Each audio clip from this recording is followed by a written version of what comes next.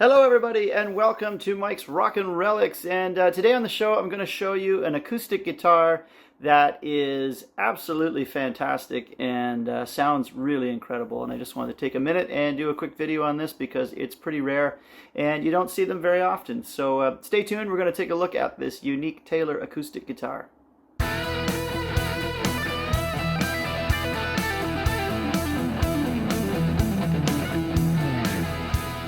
Hey guys, thanks for watching. If you're a big fan of rock and roll and you like records, guitars, and stories about rock and roll, be sure to give us a like and subscribe and ring that bell. It helps us to grow the channel and keep more stuff coming. Thanks a lot.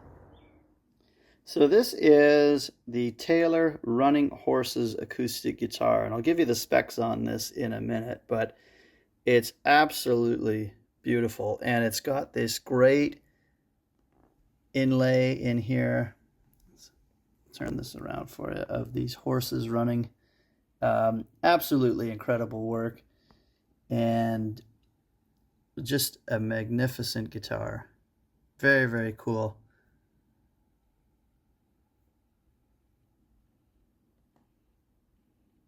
And up the neck to the headstock. Pretty crazy. So this is the guitar. I'm going to give you a little demo of it. It just plays incredibly. It has a great tone.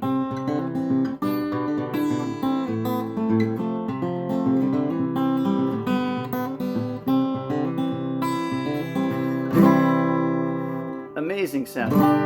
Just rings out. It just has a beautiful tone and would be a great recording guitar or performing guitar. Outstanding.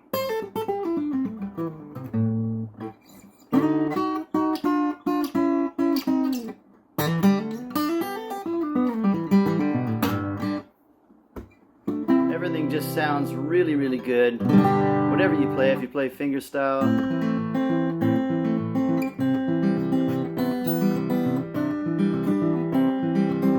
or if you played kind of like a bluesy, you know,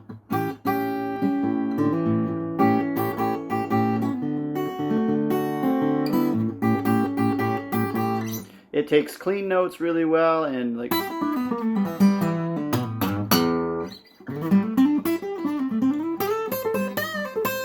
just a great guitar. Everything sounds really, really good on it. No matter what style of music you play on it, everything just really pops.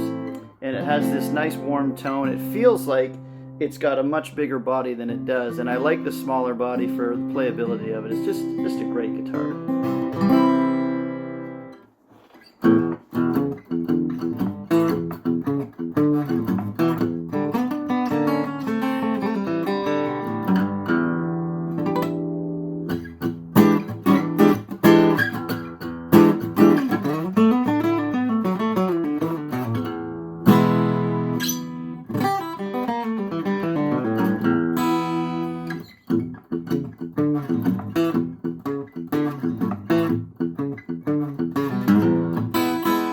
The story of this guitar is pretty amazing. It goes back all the way to the year 1850, and there was a clipper ship named the Frolic that was sailing from Hong Kong to San Francisco. It was carrying Chinese silk, ceramics, and even 6,000 bottles of ale, and it ran aground near Mendocino, California on the coast, and it was a total loss. And that following spring, a lumber merchant from San Francisco set out on an expedition up the coast to try and claim salvage rights to what remained of that cargo. They were too late. When they got there, the local indigenous tribe of Pomo natives had already taken what was accessible and visible from the ship, and nothing much was of any use. So the crew was very depressed, and they decided to trek inland, where they discovered huge redwood trees growing along a big river. And at that time, this lumber merchant ordered a steam-powered sawmill from New York and brought it in and started to cut down these centuries-old trees and attempted to float them downriver. And some of these logs were over 100 feet long. Of course, they all sank.